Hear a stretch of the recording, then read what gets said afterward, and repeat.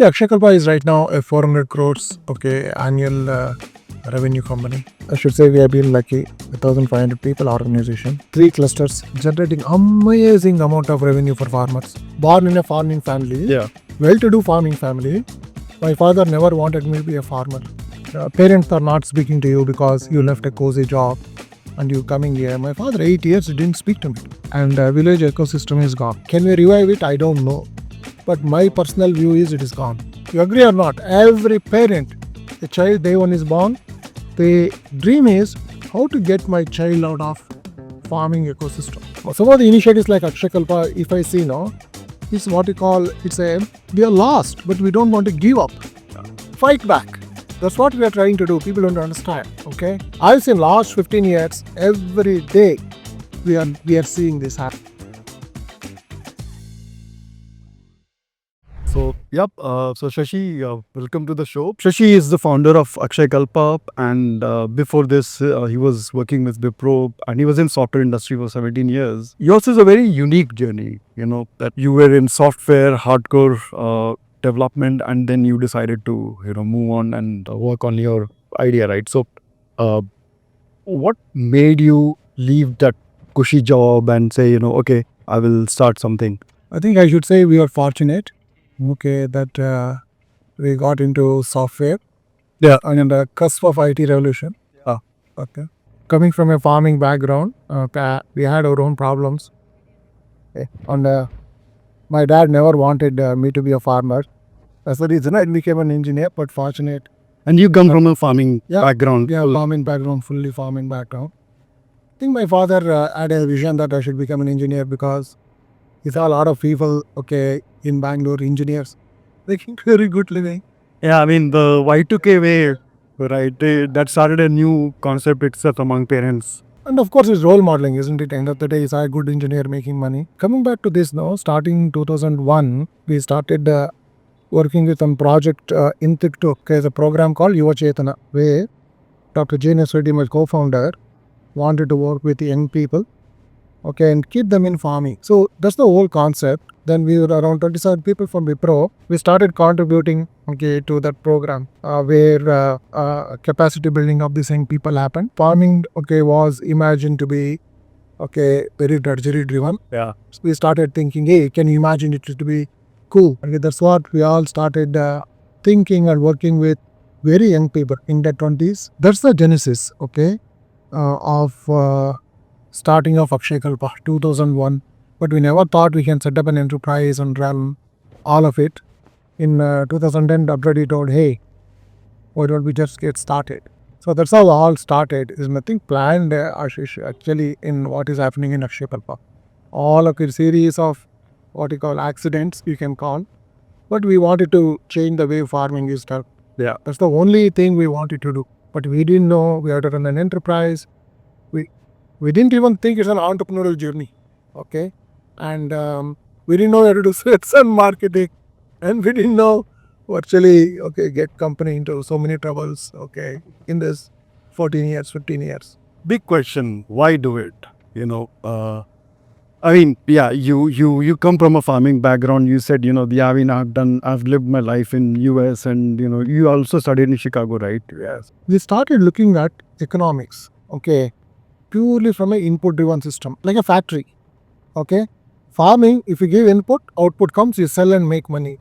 Farming is not like that. Yeah. So, to your question, the other question is, why farm, See, it's very selfish, isn't it, Ashish?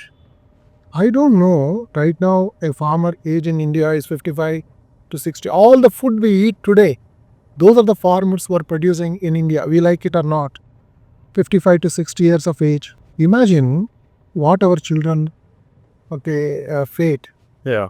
These farmers will migrate out of farming because of age. In next 20-25 years, they will migrate out. Unless we get young people into farming, there's no way we can sustain our food production systems in the country. Akshayakalpa is an experiment where can we get young people into farming so that we can change that narrative. Farming is drudgery, farming doesn't have money. So farming, is not cool. One aspect is very selfish. Of course, we need to farm to survive ourselves. Not everybody can grow food. Somebody has to grow food for them. That's a reality. But the people who are growing food, they need to be young. That's the only way you can get new ideas into farming. So you also, but young people are not coming to farming. How do you get new ideas? Yeah, exactly. And even technology usage, right? New people, I mean, younger one, that generation will be more, aware, and they are more keen on using technology. So you also did a study, right? In terms of the average age of farmers. What has been your key finding from that? We work in around 1,500 villages, okay, in around 10 districts. 50% of these villages don't have population below 45 years of age. My God. So that is the state. Everybody is driving. Yeah, everybody is actually wants to go to services industry. Become a rider or A rider or a cab driver or a watchman. They have got a decent land holding. They have figured out it is not viable. So therefore migrating out of farming, leaving old parents behind. It is stark contrast to what we write in books. We try to glorify village living. yeah. We try to glorify farming. Okay, but what happens at glorification when actually young children, our book writes very glorified view of a farming, that young child is seeing that father is struggling. Yeah. Such a contradiction, no? You agree or not? Every parent, a child day one is born, the dream is how to get my child out of farming ecosystem. So, what's your narrative to the young generation? I mean, what's your take on what is it that is going to change, where they will come back and rethink farming as a career? See, we like it or not, okay? We can't preach. Yeah. People make choices. Young people will make choices. We need to respect that. We can't go and preach young people. We need to create role models which are working.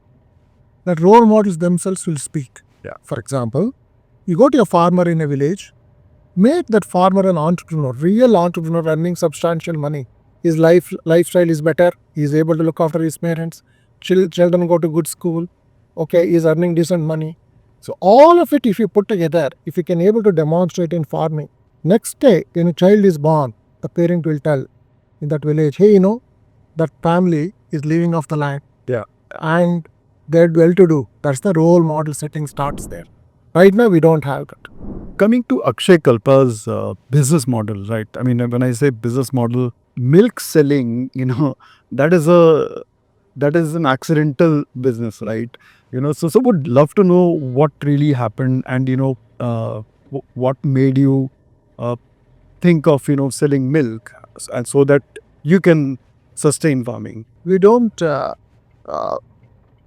do dairy. Technically, we do farm. Okay. So one of the component in that farming is dairy. Should ask why dairy. Okay. So dairy solves two fundamental problems. Okay. One is to a farmer, it can give a daily cash flows. Yeah. That is one of the biggest problems why people are leaving farming. Yeah, and Solve the cash flow problem first. Okay. that's very interesting, because farming typically is a 4-month cycle, right? 4 months, 3 months, 1 year, or depending upon the crop. Okay. And sometimes crops come well, market issues, lot of issues. Okay. Dairy solves the cash flow problem. Second thing is it gives an access to dung. Dung in itself is not a good manure, but it can be value added. Okay, and made a good manure. Using that one, you can do amazing soil management, cash flow, and access to dung.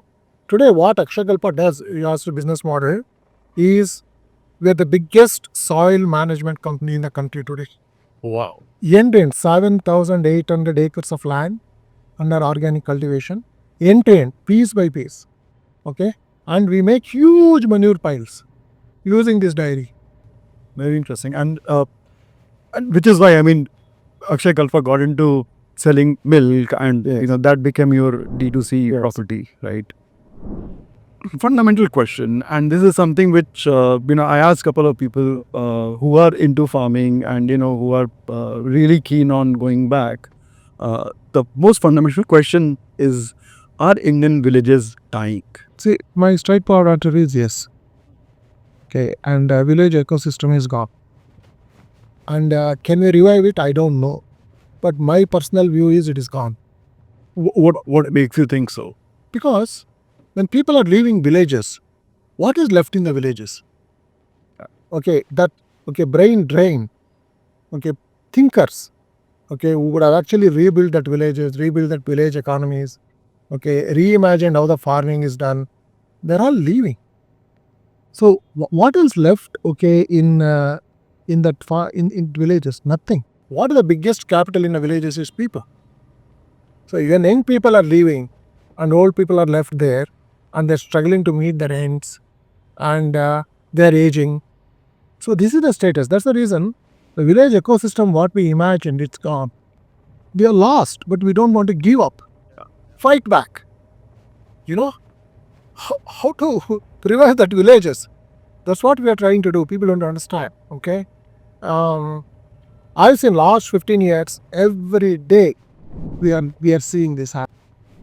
What has been the support from local bodies and government? So unfortunately, Ashish, the truth is lot of taxpayers' money is being spent on the programs to revive farming. Yeah. Okay, there's no doubt about that. Okay, of course, the budgetary allocation is coming down. If you look at this budget, previous budget, all of it, it is coming down. Okay, from a percentage of allocation. Today, most of this money is used for subsidization. Okay. This money is not used for delivery of services. You ask me what is the delivery of services?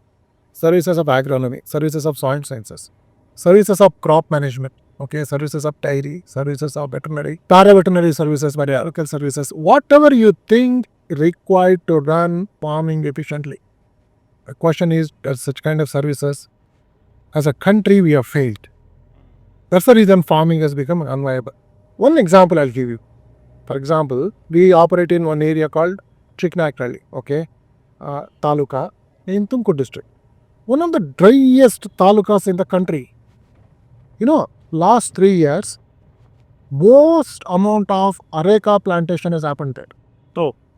So you tell me, what are we doing? Literacy. Okay, no, this is what I call is insensitive farming. Yeah. And our extension services have failed. What are we doing? That's the reason farming becomes unviable. Because you are removing natural resource out of farm.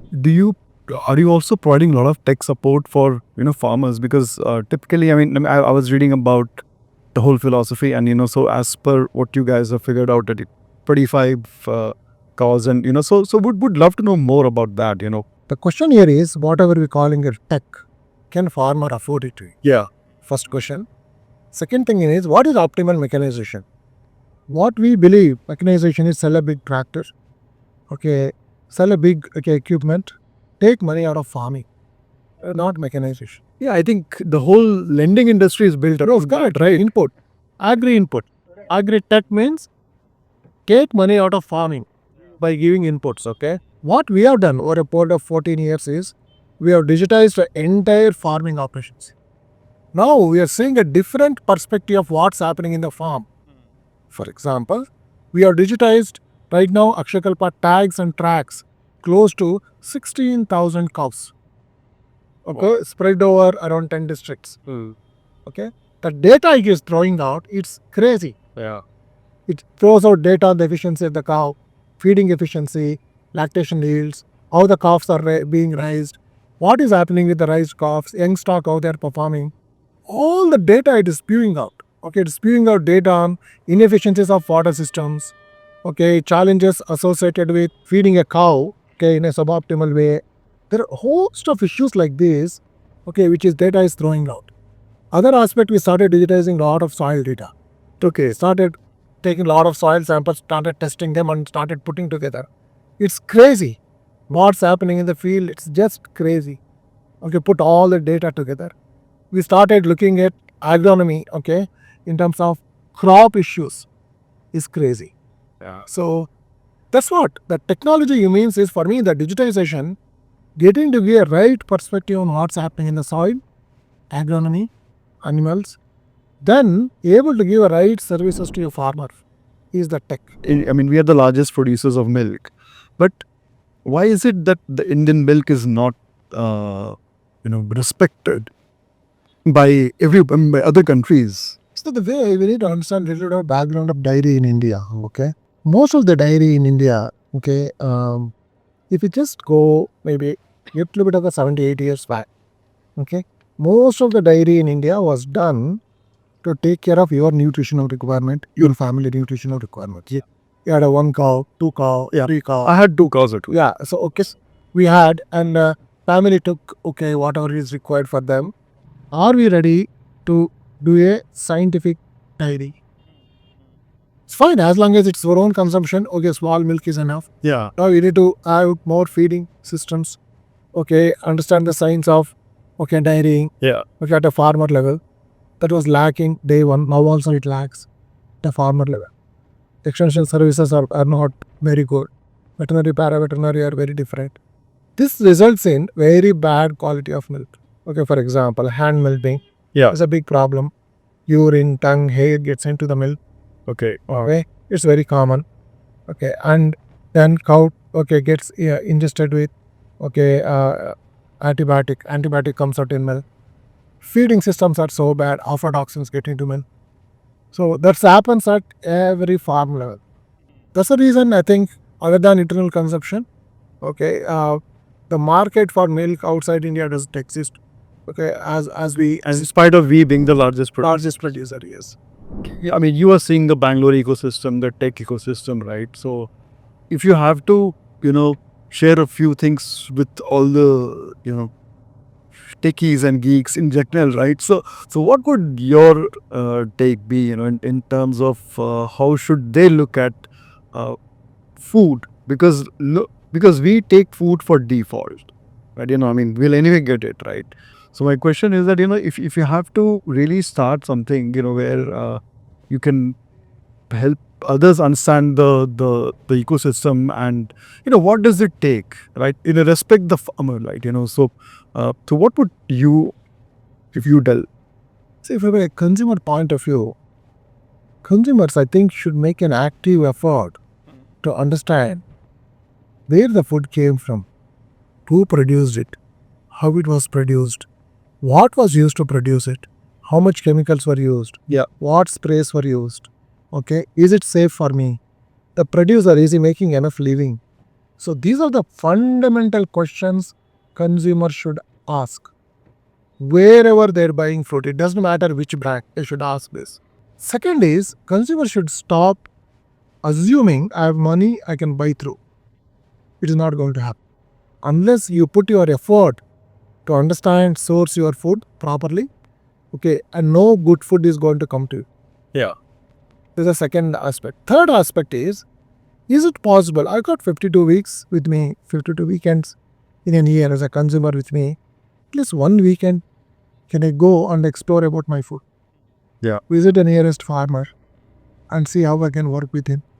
So these three fundamental changes now will change the outlook of the way we think, we are taking food. As a consumers, it's going to be absolutely important these three aspects are looked at. So Akshayakalpa journey, so I'm pretty sure that there were a lot of near-death experiences for the company, for the, for the whole setup. So what has been your lessons? What are some of the things that you learned along the way?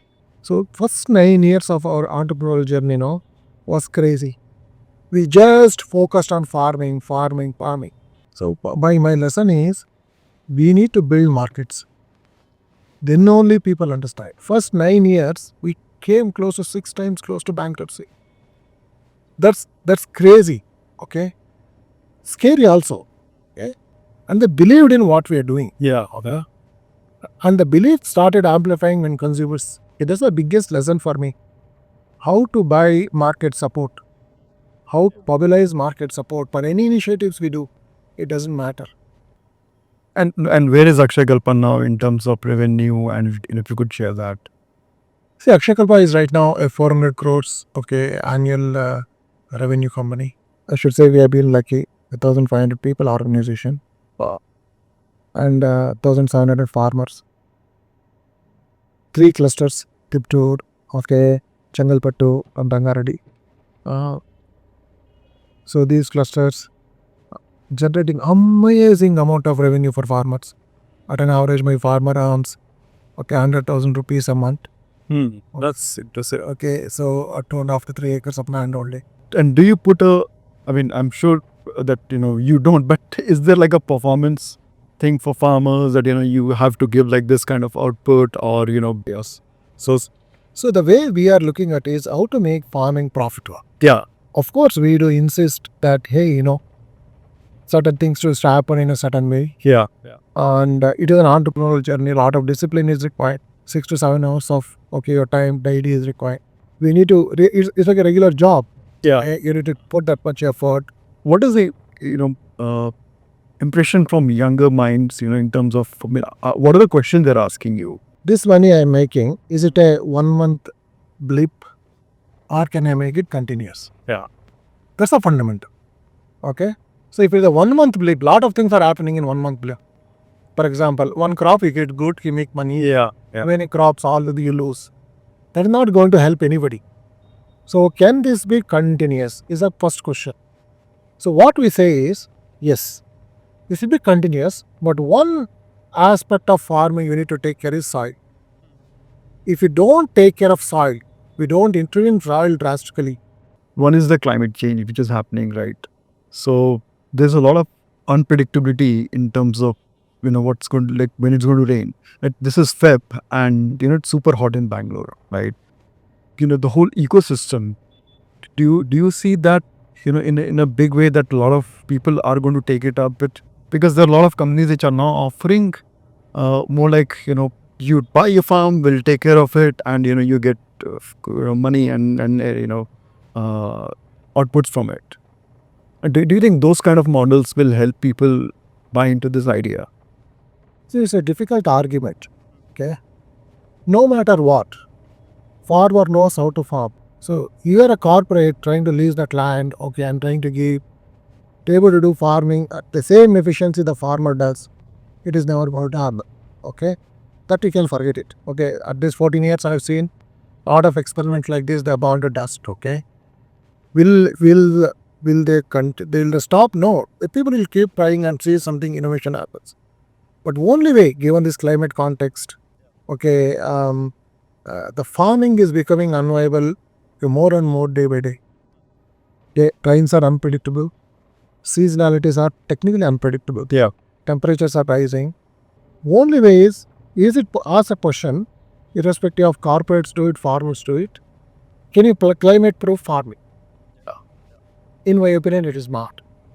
But can you make little bit resilient? Yes. For example, kind of crops you choose. Yeah. The way you manage soils. You do properly edging, bunding, trenching, rainwater harvesting, proper management of water. Soil management, getting a little bit deeper. Increase the diversity of a farm. Cut the ecological aspect of farming. Then, we are trying to make little bit climate resilient. But we'll be able to pull fruit solution without climate proof? I don't. Yeah, that I think. That I doubt. We don't, never was, never will.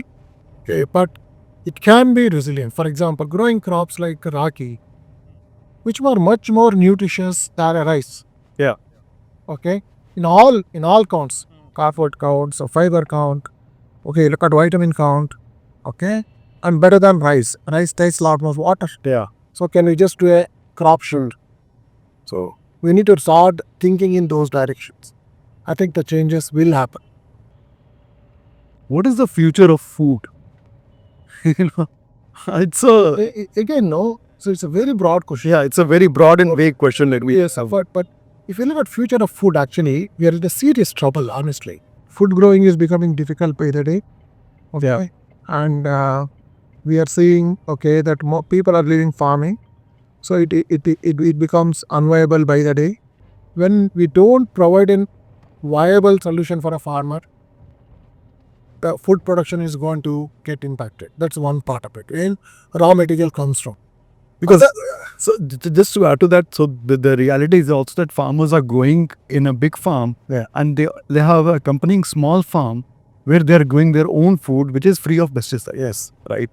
So sorry, that is one part on the production side. Yeah. Okay, but then the bigger problem comes these value additions. Yeah. How much you are eating preservatives? How much you are eating stabilizers? How much you are eating artificial colors? Is this ever going to stop? in our food, that's what when I say future of food, it is extremely multidimensional. One is growing, another is consuming. Yeah. From a growing to consuming, there's a lot of shift happening. So growing itself is becoming complicated. Growing itself is laden with chemicals, fertilizers, whatever you say. What I'm saying is, on the one is the production side. Yeah. Second thing is the food you're packaged food you're consuming. Just read that label. No? It's crazy. Is it required? Is really required? So therefore, future of food is extremely complicated. People are trying to sell nonsense. So when you, because you have 1,500 people team, so how do you keep them motivated about this whole idea? Because you're not building a commercial business like a typical, you're not capitalistic business, right? One thing we have tried from the beginning now, is it possible to get young people and tell them, hey, this is what we want to do. Can you be part of that? What I have found is that has got a lot of mal. Okay. And young people actually we can change. Lot of people work in the back end now. We are working with farmers. They leave on the bikes at 6 o'clock in the morning. So I still don't understand what motivates them. Why do they do that? I have no idea. But they do it because they understand why they are doing it. They have been children of farmers Yeah. at some point of time. So they are able to really understand what's happening in those lives. One of the other aspects of this is that you don't own any farm, right? So can you talk about that model? See, is absolutely critical. We need to really understand we can't consolidate and do pharma. Ownership, okay, people own the lands. Yeah.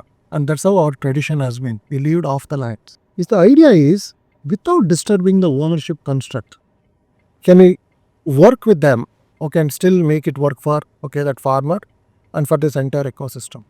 So that's the whole idea. Due to our inheritance laws, okay, the fragmentation is real. Lands are getting fragmented, ownerships are getting fragmented. So is it possible to change it? Yes. So the way we work with farmers is we don't want to disturb the landholding patterns. Yeah. The way we work, with farmers is keep the ownership with you. You continue to farm, you enjoy the benefits. So what's the incentive for them? So incentive for them is more efficiencies, better money in the hand, but short term. No, it's not short term, it's long term because we will start working on lot of work on soil management, diversifying their crops. For example, each Akshayakalpa farm today so produces milk, produces a little bit of vegetables, little bit of a beekeeping, little bit of a banana, little bit of a coconut, little bit of a mushroom, little bit of a backyard poultry. This is exactly how we are diversified it. So it is not just dairy. That's what I've tried to say. No, it's strong to say Akshayakalpa is a dairy company. Okay, That's one of the products that you are selling. yes, And you're selling it to sustain farming. correct. That's what we are trying to do. So what's next for Akshayakalpa in terms of growth roadmap or? See, the way we are trying to look at the growth is not from market side. The way we are trying to look at is there are problems, okay, and is it possible to solve those problems? So that is very, very critical. Go a little bit deeper at the farming side. Okay, start working with farmers. Okay, and see we can solve those problems in a realistic manner. Yeah. And we would not be able to work with millions of farmers. So right now we work with 1,100 farmers. Maybe in next 20 years, maybe we'll work with 5,000 farmers. That's it. Yeah. So, but we need to demonstrate a lot of models on viability of farming in different agroclimatic regions. So, Tittu, now Chengalpattu, Rangareddy, then maybe we'll choose in and around Mumbai, Pune. Yeah. Okay, so wherever the markets are there, we would like to put these farming clusters and try to demonstrate viability, Ashish. The good ecosystem for startups like us, Yeah. people like Rainwater. Actually, technically, Rainwater saved us. Post-pandemic, now we are struggling. And Rainwater saved us. Very interesting. Yeah. What we are today, all the credit to them. Yep. Okay. Okay, sir. All right, sir. Thank you. See you. All right. That's pretty much about it. I hope you liked and enjoyed the show and you had some meaningful takeaways. Do not forget to like, share, and subscribe the channel, and do share it with your friends and colleagues. They work with a lot of early to mid-stage startups and help them scale their marketing using video and other formats. So do check them out.